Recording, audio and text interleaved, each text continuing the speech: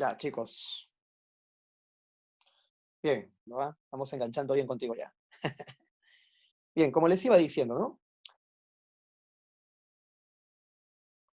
Como les iba diciendo, gracias a las cruzadas, ese conocimiento de la antigüedad que los árabes habían logrado redescubrir llegó a Europa. Y en Europa los monjes empezaron a transcribir esas composiciones, esos manuscritos, ¿no? Y rescataron de esa manera la sapiencia, la sabiduría de la antigüedad. Pero se conservaba en los monasterios, se conservaba en los conventos, no era difundido. Los humanistas empiezan a coleccionar esas composiciones y con el invento de mediados del siglo XV por el alemán, pues Gutenberg, que es la imprenta, empieza a proliferar, empieza a difundirse ese conocimiento. Por eso aquí encontramos a precursores del Renacimiento, ¿ya? Como Francesco Petrarca, que fue uno de los primeros intelectuales, de los primeros eruditos, ¿ya? Que recorrió diversos países en busca de las bibliotecas de las abadías, de los conventos, de las iglesias, para ir rescatando esas composiciones de la antigüedad y difundir de alguna manera ese conocimiento pues a una mayor cantidad de gente. Porque una de las ideas de los humanistas era educar para buscar la verdad, ¿no? El conocimiento y el estudio te llevará a la verdad, ¿ya? Por eso Francesco Petrarca pues es un precursor del Renacimiento y llamado con mucha justicia el padre del humanismo, ¿ya? Bien. Estos tres autores, Francesco Petrarca, Dante Alighieri, Giovanni Boccaccio, ¿ya? Van a usar el toscano en sus composiciones, pero también el latín, ¿no? Ya mencioné a Dante con de vulgar elocuencia, por ejemplo. Bien, como esta clase tiene un tiempo limitado, no podemos desbordarnos tanto con Petrarca y Boccaccio. Aparte que ellos ya hace años que han dejado de ser un motivo de pregunta de examen de admisión en las distintas universidades, por eso vamos a centrarnos en la obra de Dante Alighieri, ¿ya? Bien, ahí tenemos a Dante con su perfil griego, ¿ya? Muy bien. Él nace en la ciudad de Florencia en el año 1265 y muere, ¿no? En la ciudad de Rávena en el año 1321. Florencia era una de las ciudades, ¿no?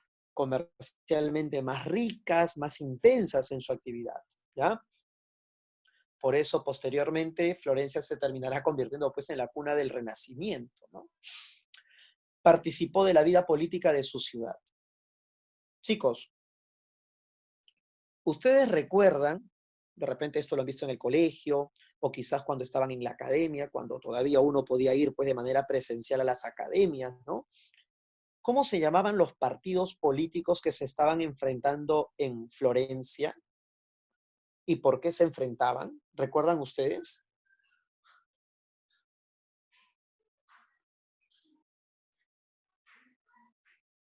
A ver quién responde.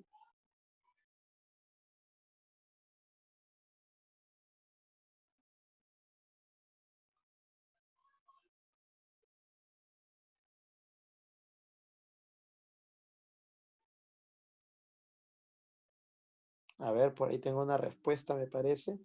Muy bien, Jackie, ¿no? Muy bien, Diana. Los güelfos y los gibelinos, ¿no? Claro, muy bien. Los güelfos y los gibelinos. Los güelfos, ¿ya? Apoyaban al Papa y los gibelinos al emperador. Había una disputa, ¿no? Entre el Sacro Imperio Romano Germánico y el Vaticano, cuyo representante pues era el Papa, ¿no? El emperador y el Papa se enfrentaban a ver quién tenía más poder, quién tenía mayor relevancia, ¿no? En el territorio europeo y sobre la población. Y este enfrentamiento entre güelfos y gibelinos no solo se dio en Florencia, se dio en importantes ciudades. Por ejemplo, en Verona, una ciudad que nosotros vamos a mencionar la próxima semana cuando hablemos de Romeo y Julieta de Shakespeare, en Verona estaban enfrentados los Montesco y los Capuleto, por ejemplo, por las mismas razones, por las mismas circunstancias, ¿no? Unos a favor del poder del Papa, otros a favor del poder del emperador. Dante Alighieri, fruto de estas, ¿no? contrariedades, oposiciones, luchas, Dante terminaría escribiendo una obra titulada La Monarquía. No sé si han escuchado hablar de esa obra de Dante Alighieri, La Monarquía, ¿ya? Miren, yo estoy hablando de otras obras de Dante, aparte de la Divina Comedia, no se pueden quejar, ¿ah?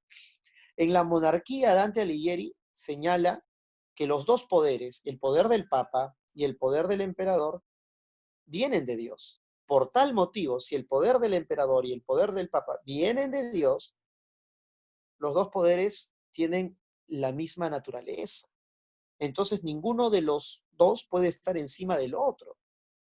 Ninguno puede estar encima del otro porque tienen la misma condición, el mismo rango, el mismo origen. Su poder, su autoridad viene de Dios. Entonces tienen la misma naturaleza, pero tienen espacios distintos. El poder del emperador debe brillar sobre lo terrenal, sobre asuntos políticos, sociales y económicos. En cambio, el poder del Papa está relacionado con lo espiritual y lo moral. Y esta obra titulada La Monarquía no fue del agrado del Papa, porque el Papa quería pues obras, ideas que defendieran su posición por encima del emperador. Y esta obra prácticamente le estaba diciendo al Papa: zapatero a tus zapatos, tú ocúpate de lo religioso, tú ocúpate de lo moral, ¿no? De lo espiritual, y deja las ambiciones económicas o la ambición por el poder político en manos del emperador. Por eso la obra La Monarquía no fue nada bien aceptada por los sectores de la iglesia.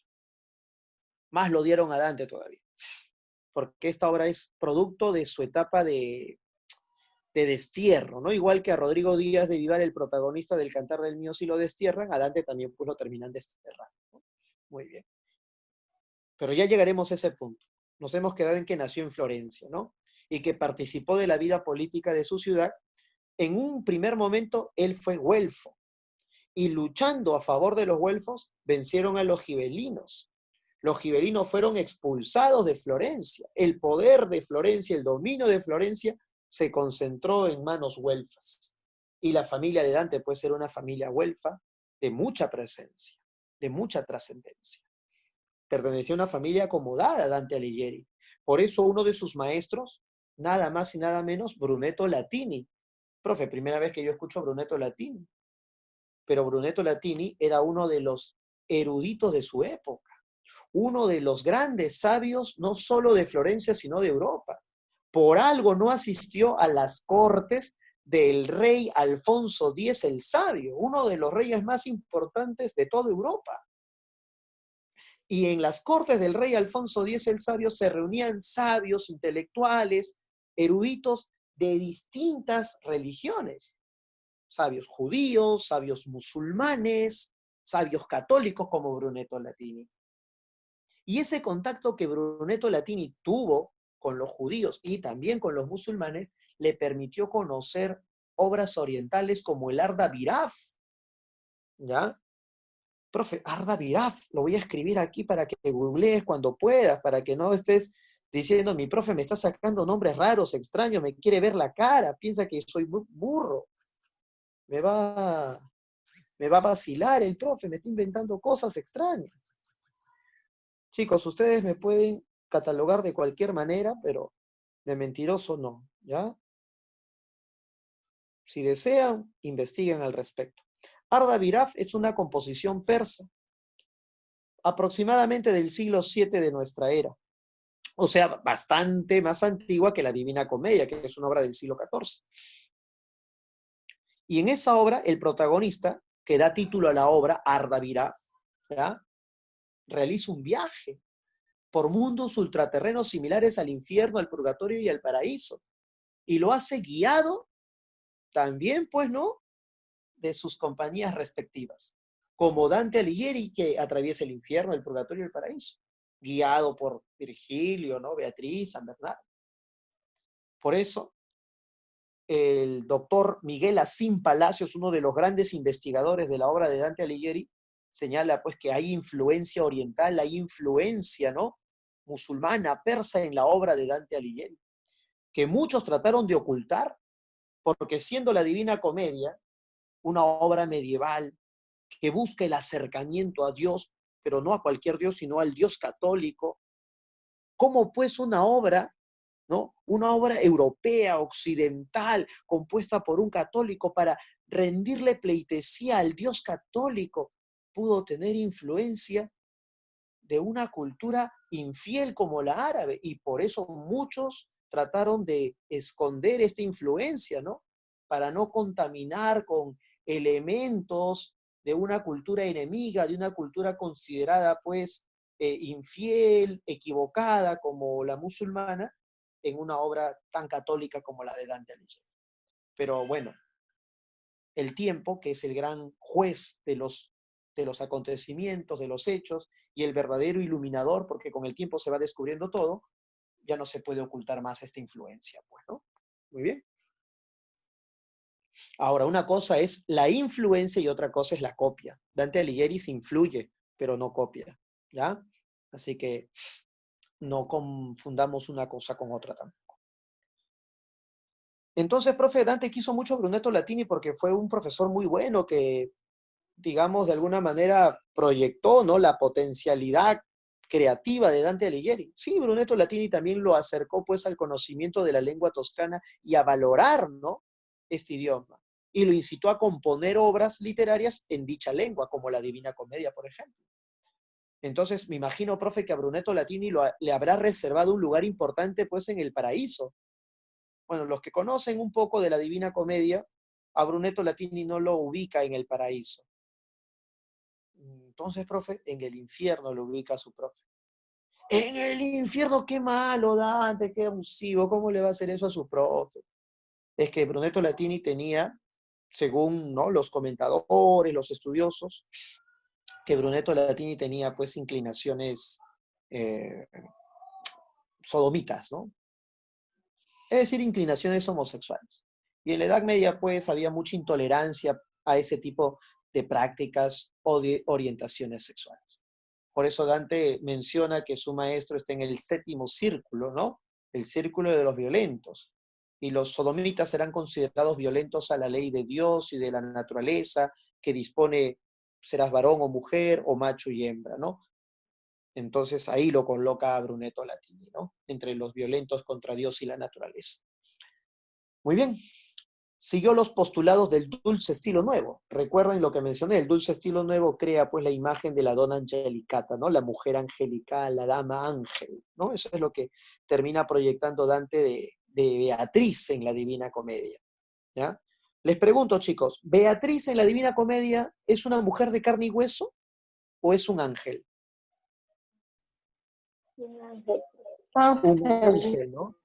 Incluso Dante compone la Divina Comedia cuando Beatriz había muerto.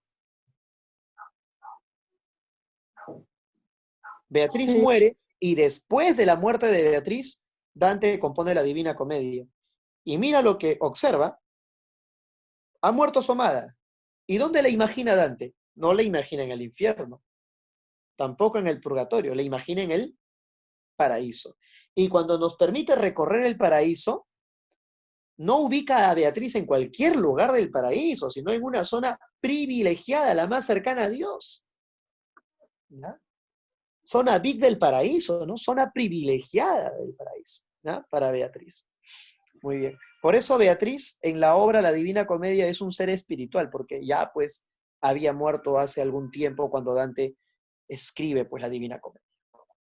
Profe, entonces no se casó con Beatriz y no fueron enamorados, no se agarraron de la mano, no fueron a tomarse un cafecito, a fumarse un porrito, no, nada, profe, nada con Beatriz, no, nada, chicos. En esa época, ¿ya? En esa época tú no elegías a tu pareja. Ahora tú puedes elegir a tu pareja, ¿no? ¿Ya? Yair, tú puedes elegir a tu enamorada, Jackie puede elegir a su enamorado, Milagros puede elegir pues a su pareja, pero en esa época no. En esa época quien elegía a tu pareja, quien elegía a tu futura esposa o esposo, era pues tu familia. Y las relaciones maritales, más que relaciones de afecto y sentimiento, eran relaciones de compromisos económicos, ¿ya? O de ambiciones políticas. Por eso Dante desde niño ya sabía que se iba a casar con Gemma Donati. Desde niño lo comprometieron con Gemma Donati, claro que cuando ya fuese adulto se casaría, ¿no? Y lo mismo pasó con Beatriz. Así que tú no eras libre de elegir. Así que cuando ibas por la calle y veías a una chica, tú sabías que esa chica, por más que te gustase, no iba a ser tuya. No iba a ser tu pareja. No iba a estar contigo. Porque las familias, pues, se encargaban, ¿no?, de elegir dichos compromisos. Así que los amores idealizados, los amores platónicos, eran moneda corriente en aquella época. Beatriz fue una vecina de Dante, pero una vecina que despertó una idealización amorosa en Dante Alighieri. En La Vida Nueva, otra obra de Dante Alighieri, La Vida Nueva, y La Vida Nueva es una obra anterior a la Divina Comedia. En La Vida Nueva, Dante Alighieri señala que conoció a Beatriz a los 9 años y que la volvió a ver saliendo de una iglesia 9 años después y quedó fascinado con la hermosura de esta jovencita e hizo una promesa que jamás volvería a hablar de ella si es que no estaba en condiciones de decir de esta mujer, Beatriz, cosas que jamás se habían dicho de mujer alguna en Inglaterra. ¿Ya? Y lo cumplió, pues, cuando compuso la Divina Comedia, porque ningún otro autor se ha acercado, pues, a realizar algo similar a lo que hizo Dante Alighieri. Claro, Jackie, es la primera obra en la que Dante nos habla de Beatriz, La Vida Nueva, ¿ya? Muy bien. Entonces Dante se casó con otra persona, ¿no? Se casó con Gemma Donati, ¿ya? Ella le dio unos 4 hijos, 3 varones, una mujer. Su hija se llamó Antonia, pero cuando pasó a ser monja, adquirió la denominación de Sor Beatriz. ¿Ya? Qué curioso, ¿no? Qué ironía de la vida. Su hija adoptó el nombre de Sor Beatriz cuando se convirtió en monja. ¿Ya? Y debido a los conflictos políticos de Florencia, acabó desterrado. Profe, pero si los güelfos ganaron, claro, los güelfos ganaron, pero dentro de los güelfos, a ver, Brian, te escucho. Ah, disculpen. Brian quería que lo admita. Ya, muy bien. Como les decía, chicos, como les decía, los güelfos ganaron, pero dentro de la interna güelfa se generaron 2 grupos, 2 facciones, los negros y los blancos, los neri y los bianchi, ¿ya? Profe, pero si eran europeos, ¿cómo iban a ser negros? Negros me refiero al color de sus símbolos, de sus estandartes, ¿ya? Los güelfos negros eran radicales. Querían que Florencia fuese sometida por completo por la autoridad del Papa. Que el Papa elija quién ha de gobernar en Florencia. En cambio, los güelfos blancos, si bien es cierto, son leales al Papa, apoyan al Papa, no desean un absoluto sometimiento al poder papal. Los güelfos blancos querían organizarse y ser ellos los que eligieran quién habría de gobernarlos. Debido a estas perspectivas, terminaron enfrentándose los güelfos negros con los blancos. El resultado fue la victoria de los güelfos negros. Muchos güelfos blancos fueron o asesinados o desterrados. Entre este último grupo se encontraba Dante Alighieri. Dante Alighieri fue desterrado. Y el destierro de Dante contó con el apoyo del Papa Bonifacio VIII. Cuando Dante escribe la Divina Comedia, el Papa Bonifacio aún no moría. Sin embargo, cuando Dante describe el 8º círculo del infierno, nos menciona a unos papas simoníacos que están enterrados de cabeza y solamente se les ve los pies, ¿no? Las piernas que se están moviendo. Dante tropieza al andar con esos pies, con esas piernas que sobresalen. Y uno de esos papas pregunta, Bonifacio VIII, ¿ya llegaste aquí? El papa aún no moría, pero Dante nos está dando una idea muy interesante, ¿no? Que el papa Bonifacio VIII, cuando muera, ya tendrá un lugar reservado en el infierno. ¿Ya? Dante, cuando llega al paraíso, se encuentra con diversas personalidades bíblicas, entre ellas San Pedro, cuando llega al paraíso, perdón. Y en el paraíso, San Pedro termina amonestando a los representantes de la iglesia, que vendrían a ser de alguna manera sus sucesores, porque Pedro es el primer papa, pues, de la iglesia, el primer padre de la iglesia. Y maldice, condena a los sucesores que ahora están en el lugar que él alguna vez, ¿no? Digamos, usó. ¿Y quién era el papa en aquel entonces? Bonifacio VIII. Entonces, está a través de la figura de San Pedro condenando pues a los representantes de la iglesia, ¿no? A los líderes de la iglesia, en este caso Bonifacio VIII. Entonces en la Divina Comedia Dante como que se fue vengando de sus enemigos, ¿no? Como que también fue una obra para descargarse en contra de sus enemigos como el Papa Bonifacio VIII. ¿Ya? Bien. Y nunca más pudo regresar a Florencia, chicos. Por eso tuvo que morir en Rávena. Y mira qué curioso, el próximo año, 2021, 700 años de la muerte de Dante, chicos. Mira, te estoy cantando una fija para el siguiente año. El próximo año, 700 años de la muerte de Dante Alighieri. Se conmemorarán los 700 años de la muerte de Dante. Fija pregunta de examen de admisión en distintas universidades de Dante Alighieri. Así que, bastante ojo con la Divina Comedia para el próximo año, chicos. ¿Ya? Si es que no hay examen este año, me imagino que el próximo, ya pues, retomaremos. Pero yo creo que este año sí va a haber examen de admisión, ¿ya? Pero de repente, por ahí, ¿no? Quién sabe, alguna sorpresa. Así que hay que estar preparados, chicos. Siempre hay que tener un plan B, un plan C, un plan D, un plan Z también. Bien, chicos, ahora sí, pasemos a la Divina Comedia, ¿ya? Pasemos a la Divina Comedia. A ver, género épico. ¿Por qué es una obra épica? Si aquí no hay guerra. A ver, ¿quién me responde? ¿Por qué es una obra épica?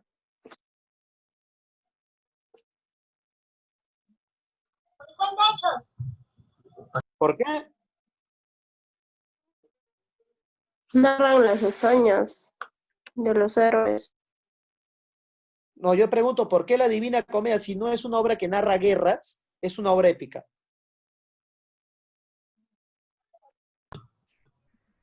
Por los personajes mitológicos. Ya, pero aún sigo sin sentirme satisfecho.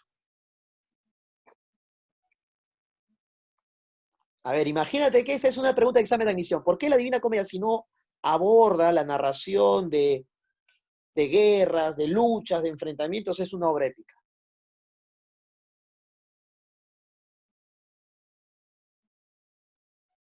A ver, por ahí hay una respuesta, a ver.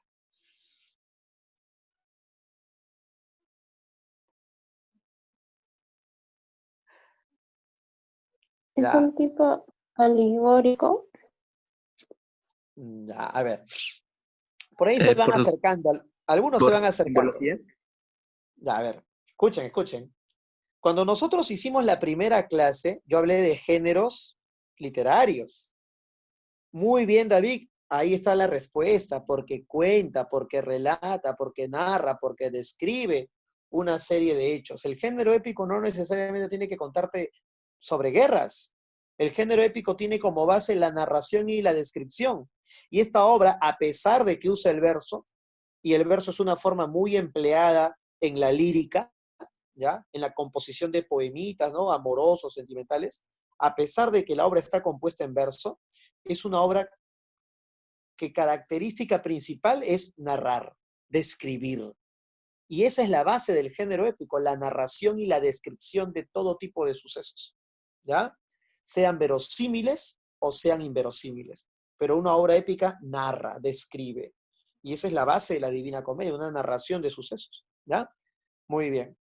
Ahora, el título original de la obra fue La Comedia, por su final feliz, ya que Dante empieza, pues, la historia despertando en una selva oscura que representa el pecado, pero luego atraviesa el infierno, el purgatorio y finalmente llega al paraíso, ¿ya?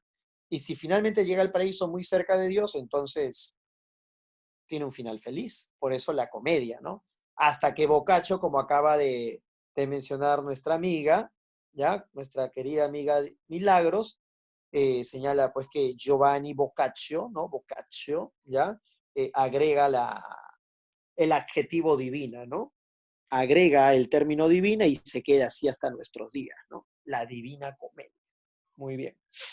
Porque para Boccaccio esta comedia no era cualquiera, ¿no? No era una vulgar comedia, esta comedia nos acerca a Dios. Y si nos acerca a Dios, pues es divina comedia. ¿Ya? Poema épico, porque lo que se narra está ligado a lo católico. ¿Ya? Los poemas épicos narran situaciones, ¿ya? Que terminan vinculándose con lo católico.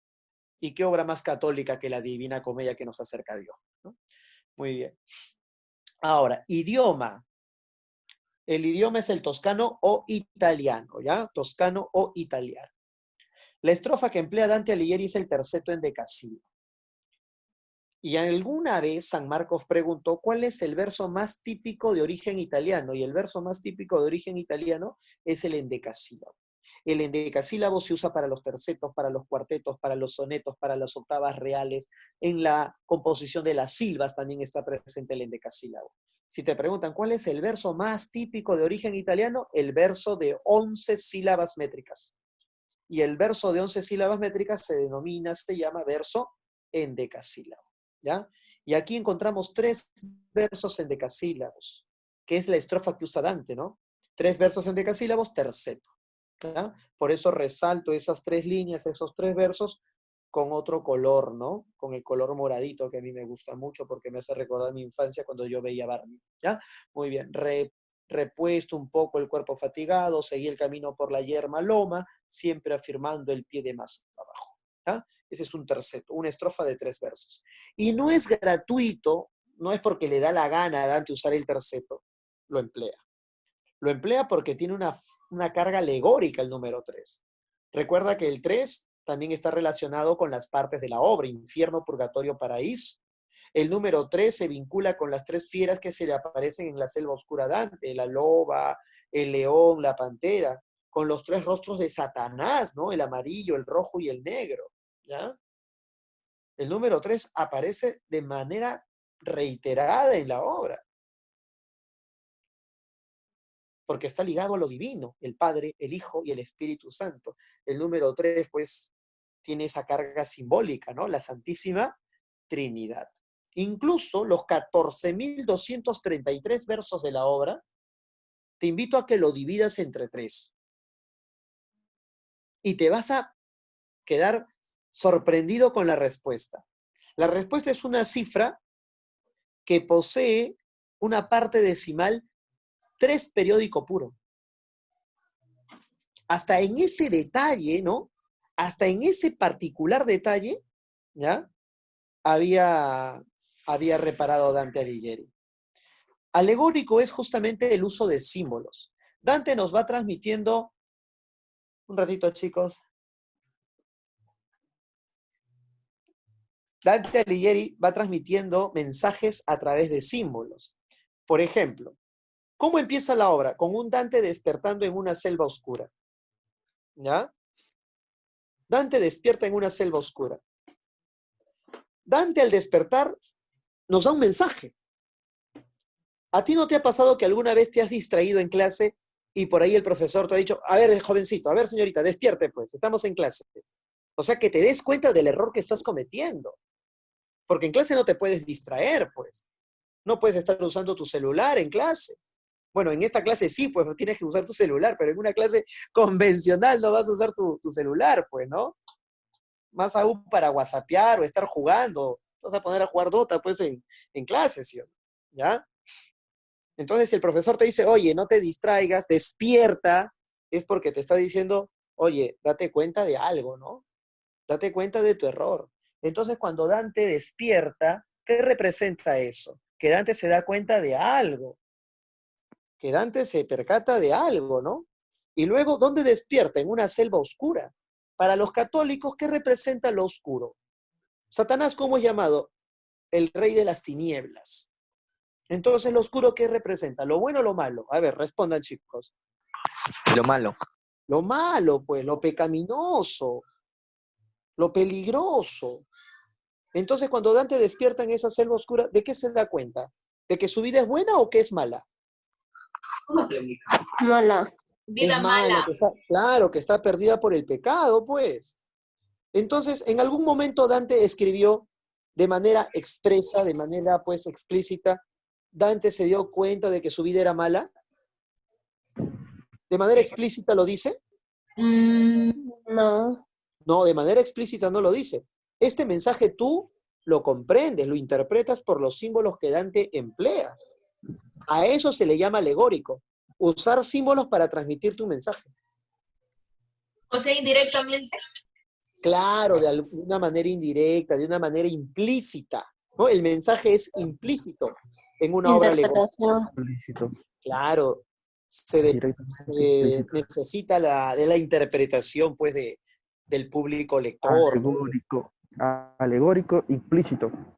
Claro, lo alegórico es un mensaje implícito, un mensaje que se halla a través de símbolos, ¿ya? Y toda la obra es alegórica. El viaje por el infierno, por el purgatorio, por el paraíso es la búsqueda de la salvación espiritual. Profe, Dime. ¿todos los escritores tenían una musa? No necesariamente todos, ¿ya? Pero los del Trecento italiano sí. Por ejemplo, de Petrarca, Laura de Noves, ¿ya? Y de Giovanni Boccaccio, María de Aquino.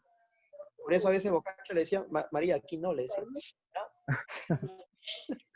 Muy bien. Pero no todos los escritores tienen, pues, una musa, ¿no? Generalmente, por ejemplo, si me permites hacer un paréntesis, Quevedo, ¿ya? Quevedo no tiene una musa en particular. No, profe, pero Quevedo escribió poemas de amor inspirado en Lisi. Sí, pero Lisi no era una mujer de carne y hueso, era una mujer ideal. Y Quevedo era recontra misógino. Es decir, miraba a las mujeres pues como objetos, ¿no? No realmente como algo valioso, ¿no? Con respeto. Entonces, ¿por qué creó la imagen de Lisi? Porque Lisi es una mujer perfecta, pero creada en la imaginación, dando a entender que la mujer perfecta no existe. Así que como no hay una mujer perfecta en la que yo me pueda inspirar, voy a crear una mujer perfecta, pero con mi imaginación. ¿Ya? Claro, ¿no? Un misógino ve a la mujer como un objeto sexual, por ejemplo. No la ve como un ser que está marcado por emociones, sentimientos, deseos, objetivos. ¿Ya? Un misógino trata así a una mujer. Un misógino no necesariamente le está pegando a la mujer. ¿Ya? Muy bien. ¿Ustedes piensan que el misógino solamente insulta a la mujer? No. El misógino puede ser agresivo de otras maneras.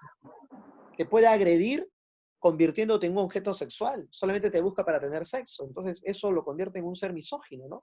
Porque no valora los sentimientos o las emociones de esa persona. Más que una persona, para el misógino la mujer es un objeto. ¿Ya? Bien, continuemos. Hemos hecho un paréntesis hablando de la misoginia. Ya, bien. Ahora, la obra, como ustedes saben, tiene 3 partes, ¿no? Infierno, purgatorio, paraíso, ¿ya? Y cada parte está constituida por 33 cantos. Profe, pero en el infierno hay un canto de yapa, un canto introductorio. Claro, chicos.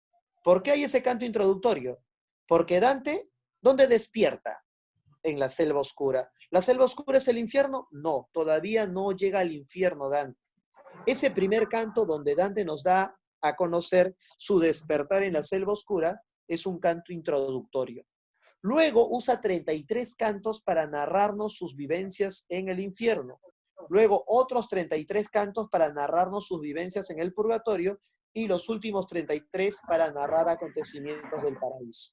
De esa manera, los 100 cantos se distribuyen en 3 partes iguales para dar a conocer sucesos en el infierno, en el purgatorio y en el paraíso. Hasta en ese detalle había estado pues bastante, digamos, inclinado Dante Alighieri, ¿ya? Muy bien. Carácter alegórico, ya lo expliqué, uso de símbolos. El que narra la historia es Dante, y si te das cuenta, Dante hace un 3 en 1 en esta obra. Dante se hace un 3 en 1 en esta obra, chicos. Profe, ¿cómo que se hace un 3 en 1? No se llama aliado, profe. ¿Eh? Por ejemplo, Dante es autor, es el que narra la historia y es el protagonista. Muy bien, Milagros, excelente. Autor, narrador, personaje. ¿Ya? Un 3 en 1, chicos. ¿Ya? Y el tema, pues, es la salvación espiritual de Dante Alighieri, ¿no? Bueno, la salvación espiritual de la humanidad representada por el recorrido de Dante. Bien. Ahora sí, nos vamos al infierno, chicos. ¿Ya? Nos vamos al infierno, que es el primer gran espacio ultraterreno, ¿no? Ultraterreno quiere decir más allá de lo terrenal, pues, ¿no? Bien. Al infierno, Milagros, al infierno. Muy bien. A ver, ¿qué lugar del infierno estará reservado para ti, Milagros? Espero que ninguno, ¿no? Espero que ninguno para nadie de ustedes. Yo definitivamente al infierno no me voy a ir. Yo ya sé que tengo un lugar en el paraíso. Hace tiempo que ya loticé el paraíso ya. A ver, el infierno. Recuerda, la Tierra es el centro del sistema planetario. Satanás se rebeló contra Dios. Dios se enojó, dijo, o sea, tú te rebelas contra mí. Yo que soy más poderoso, fuera miércoles, pum, lo botó. ¿A dónde lo lanzó? A la tierra lo lanzó. Con su caída, Satanás provocó un enorme agujero que desciende hasta el centro de la tierra. ¿Por qué hasta el centro de la tierra, profe? Porque el centro de la tierra es el punto más lejano del cielo. ¿Ya? Es la parte más profunda de la tierra, el centro de la tierra. ¿Ya? Es el punto más lejano del cielo, es el punto más lejano de Dios. Entonces, mientras recorremos el infierno, y su recorrido es descendente, mientras más bajamos, ¿cómo serán los pecados y los castigos? ¿Más leves o más severos? Severo. Más severos, más duros, claro, mucho más fuertes, porque mientras más bajo caes, peor ha sido pues tu conducta, peor ha sido tu comportamiento ante los ojos de Dios, ¿ya? Seguramente en un par de minutos va a ocurrir lo mismo que pasó hace un tiempo atrás. Se va a cortar. Nuevamente ingresamos por el enlace pues, que hemos usado, ¿ya? Hacemos la misma jugada. ¿Está bien, chicos? Sí, profe. Ya, perfecto, ¿ya? No se olviden, ¿ah? Si se corta, regresamos por el mismo enlace, ¿ya? Bien. Entonces Dante despierta en la selva oscura, ¿ya? Se da cuenta, pues, ¿no? Que no está bien permanecer allí, decide marcharse, ir hacia un monte cuya cima se encuentra iluminada. Entonces, si hay luz, ahí está la salvación. Dante quiere ir hacia el bien, quiere ir hacia la salvación. Ya está harto de vivir en el pecado. Pero cuando se dirigía hacia ese monte iluminado, ¿quién se le apareció? 3 fieras. La loba, que representa la avaricia, el león, que representa la soberbia, y la pantera, que representa la lujuria. ¿Ya? ¿Qué representan estas fieras? Las pasiones, los pecados a los que muchas veces sentimos inclinados. Entonces, Dante, ¿qué nos está diciendo con este pasaje de la obra? Él quiere salir del pecado. ¿Ya? Sí, Brian, ella representa a la dona Angelicata. Mira, Dante quiere salir de la selva oscura, pero aparecen la loba, la pantera, el león, no lo dejan salir. Y Dante quiere salir. ¿Qué representa eso? Que querer abandonar el pecado, que querer dejar de hacer el mal, ¿es fácil o es complicado? Complicado. Claro, Dante nos está diciendo, es complicado dejar de hacer el mal. Es complicado dejar de pecar. No es fácil dejar de pecar. ¿Qué dicen ustedes, chicos? ¿Tiene razón Dante? Claro. Claro, hacer las cosas correctas, hacer las cosas bien, parece ser más complicado. Por eso dicen que el camino del mal es ancho, pero el camino del bien es angosto. Pero es mucho más placentero. ¿Ya? Eso es lo que nos da a entender Dante. Salir del pecado es difícil. Pero ahí aparece Virgilio, pues, y lo socorre.